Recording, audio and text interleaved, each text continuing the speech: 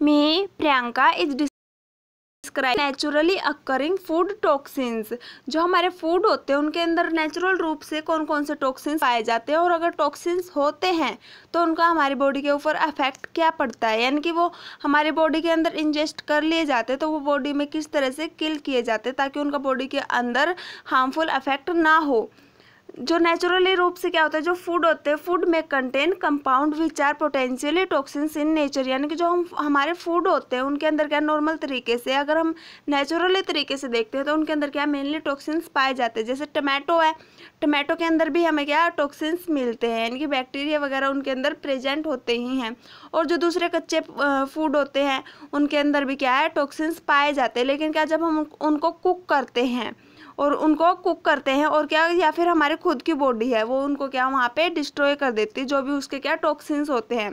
यहाँ पे मैं आपको बताती हूँ, जो भी यहाँ पे क्या फूड के अंदर टॉक्सिन्स होते हैं, these toxins are destroyed while cooking. जब भी हम क्या फूड को कुक करते टाइम पे जो भी इसके अंदर के टॉक्सिन्स होते हैं वो वहाँ पे डिस्ट्रॉय हो जाते हैं। या फिर अगर वहाँ पे कुकिंग के टाइम पे वो डिस्ट्रॉय नहीं होते तो हमारी जो बॉडी होती है, बॉडी की इम्यूनिटी के थ्रू ये जो यहाँ पे टॉक्सिन्स होते हैं वो डिस्ट्रॉय हो जाते हैं बाय इटसेल्फ, और बॉडी में इटसेल्फ डिस्ट्रॉय और डिटॉक्सिफाई दैम, या तो उनको क्या डिटॉक्सिफाई कर देती है या फिर उनको डिस्ट्रॉय कर देती है। अगर वहाँ पे हमारी बॉडी उसको डिस्ट्रॉय नहीं कर पाती और डिटॉक्सिफाई नहीं कर पाती तो वो क्या हमारी बॉडी के ऊपर हार्मफुल अफेक्ट डालता और हम बीमार हो जाते हैं। उसके बाद है कुछ आपके यहाँ पे मैंने आपको डिजीज शो कर रखे हैं किस किस कारण से होती है। यहाँ पे क्या है लेथरिज्म में क्या होता है, it is food poisoning caused by consumption of legumes which grow in average conditions. ये जो डिजीज होती है किसके कारण होती है, फूड पॉइजनिंग के कारण होती है। इसमें मेनली क्या होता है फूड पॉइजनिंग में लेग्यूम्स, क्या होता है लेग्यूम्स। आपने सुना भी होगा कि जो केसरी दाल होती है, यानी कि जो हमारी रेड कलर की यानी कि केसर की तरह दिखाई देने वाली दाल होती है, उसके ऊपर बैन लगा रखा था। क्यों? क्योंकि क्या उससे क्या होता है लेथरिज्म होता है, यानी कि उसके अंदर टॉक्सिक अफेक्ट ज़्यादा पाए जाते हैं और वो हमारी बॉडी के ऊपर ज़्यादा अफेक्ट डालता है।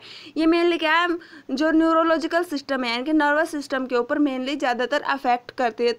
आपने ये भी देखा होगा कि जब भी हम केसर की दाल बनाते हैं, यानी कि केसरी दाल बनाते हैं, उसके अंदर क्या हम दूसरी दाल मिक्स करते हैं, उसको बिल्कुल ही बहुत कम अमाउंट में हम लेते हैं, अगर लेते भी हैं तो, नहीं तो क्या हम उसको इनटेक में नहीं लेते।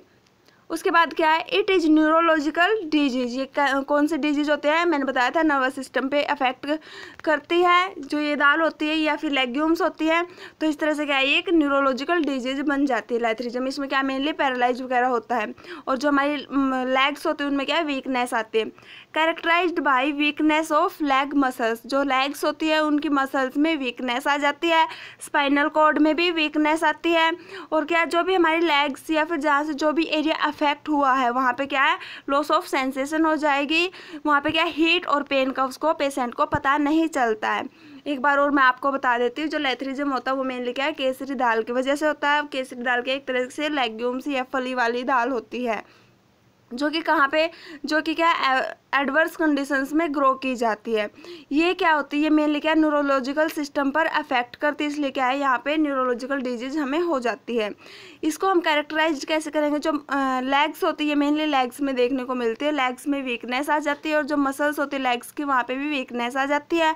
न्यूरोलॉजिकल है तो क्या हमारे स्पाइनल कॉर्ड और दूसरे जो हमारा बॉडी के सिस्टम से या फिर ऑर्गन्स है वहाँ पे भी क्या इसका अफेक्ट होता है, और जहाँ से भी हमारा जो भी एरिया अफेक्ट होगा वहाँ पे क्या लॉस ऑफ सेंसेशन हो जाएगा, वहाँ पे क्या हीट और पेन का वहाँ पे पता नहीं चलता है, एक तरह से क्या पैरालिसिस की कंडीशन वहाँ पे हो जाती है।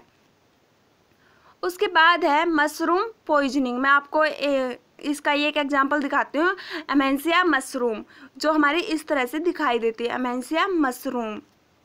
अब बताती हूँ, it occurs by consumption few species of mushroom का तो आपको पता ही होगा किस तरह की होती है। मैंने आपको अभी अमेंसिया का एग्जांपल दिखाया, मशरूम कुछ उसी तरह की होती है। वो क्या है सिर्फ वो भी क्या है एक तरह से मशरूम का ही एग्जांपल है। मशरूम यानी कि जिसको हम हमारी लैंग्वेज में सांप की छतरी के जैसे दिखाई देने वाली बोलते हैं। जो कैसे दिखाई देती है, हम जैसे बच्चे थे उस टाइम पे क्या बोलते थे कि वो जैसे किस तरह दिखाई दे रही है, सांप की छतरी की तरह दिखती है वो, लेकिन क्या वो खाने में यूज की जाती है। It occur by consuming few species of mushroom which are poisonous. कुछ मशरूम की स्पीसीज पॉइजनस होती है, जैसे क्या, amanita. Amanita is the most poisonous mushroom and produce symptoms like severe abdominal pain and jaundice. जो अमेंसिया होती है, अमेंसिया mushroom होती है, वो जो स्पीसीज होती है वो क्या है, पॉइजनस अफेक्ट डालती है और हमारी बॉडी के अंदर बहुत सारे सिम्टम्स प्रोड्यूस करती है, जैसे क्या, जो भी पेशेंट इसको खाता है उसको क्या है, सीवियर एब्डोमिनल पेन होता है, प्रोस्टेशन, प्रोस्टेशन यानी कि प्रोन पोजिशन, उसकी क्या पोजिशन किस तरह से हो जाती है, प्रोन यानी कि वो उल्टा रहता है अप्रोक्सीमेटली, यानी कि वो सीधे लेटने में उसको दिक्कत होगी। एब्डोमिनल पेन है तो वो क्या, मेनली प्रोन पोजिशन ही लेगा, यानी कि उल्टा लेटा रहेगा। और क्या, उसको जॉन्डिस भी हो सकता है, यानी कि उसको क्या है, उसका लीवर जो वो अच्छे से काम नहीं करेगा, जिसकी वजह से उसको जॉन्डिस हो सकता है। So to prevent mushroom poisonous one must use commercially packed mushroom. इसलिए क्या, हमें मशरूम की सिर्फ अच्छी स्पीसीज यानी कि अच्छी ही यानी कि चूज करके अच्छे पैक्ड मशरूम्स को ही खाना चाहिए। हमें अपनी डाइट में कभी भी अमेंसिया मशरूम का यूज नहीं करना चाहिए, ये हमारी बॉडी के लिए हार्मफुल होती है, जो कि क्या है, नेचुरल तरीके से होती है। यहाँ पे मैंने आपको अमेंसिया मशरूम का एग्जाम्पल शो कर रखा है।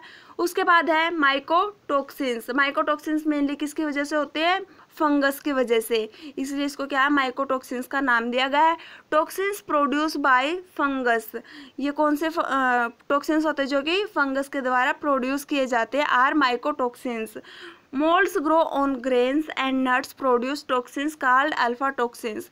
जो भी हमारे ग्रेन्स होते हैं, जो हमारे ग्रेन्स या फिर नट्स होते हैं, उनके ऊपर क्या, मोल्ड्स यानी कि जो ये फंजाई होती है वो क्या करती है, वहाँ पे अपनी प्रजाति को ग्रो कर लेती है और उसी की तरह ही फिर वहाँ पे दिखाई देने लग जाती है। इनको अल्फा टॉक्सिन्स बोलते हैं।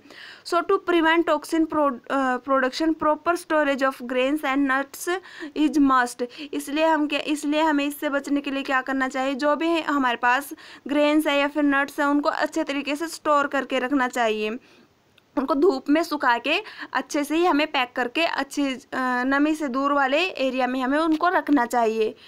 मैं आपको यहाँ पे कुछ दिखाती हूँ। यहाँ पे क्या, माइकोटॉक्सिन्स के कुछ मतलब कुछ ग्रेन्स दिखा रखे जो कि मेनली अफेक्ट होते हैं माइकोटॉक्सिन्स की वजह से।